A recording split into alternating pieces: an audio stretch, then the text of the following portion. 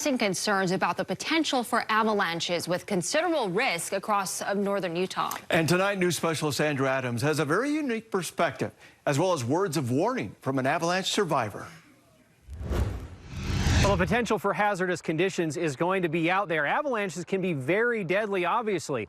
But even if someone is able to survive an avalanche, the toll can be deep and long-lasting. Stop. Come back. Okay, everybody get down. Of all the snowy days in Provo Canyon, 911 dispatch. 2 more major avalanches, same area. This was one of the worst. 2003, day after Christmas. Searchers scrambled to an area outside Sundance Ski Resort after a series of avalanches. Looked up, saw a 50-foot wall of white. Scariest thing I've ever seen in my life. Hundreds of thousands of tons of snow thundered down these steep rock faces, dropping 4,000 feet vertically. All I heard him scream was avalanche.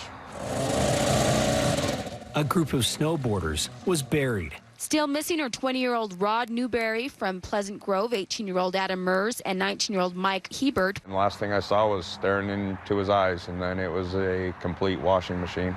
Matt Long is still haunted by it 18 years later. Matt managed to unbury himself, and JD was rescued by bystanders. By the grace of God, I was able to scoop snow away. 3 of his friends weren't as lucky. They came to me and said they were calling off the search. And I broke down and cried like a baby. I feel just very sad for the families of the boys. Recovery operations extended across multiple days. The area is so huge and it's so hard to work through some of that snow. The final victim's body wasn't found until months later. This by far is the most traumatic thing that I have ever been through in my life. Long's soul took far longer to heal. It screwed me up emotionally, spiritually. My addiction got fueled immensely, leading to a lot of incarceration. Only 4 years ago was he finally able to start moving forward. Everybody wants to say, oh, it won't happen to me, or it's not going to happen, or it didn't happen this one time. We all didn't think that either. The group knew the area was a dangerous avalanche chute. He now only hopes others will do everything they can to avoid a day like that.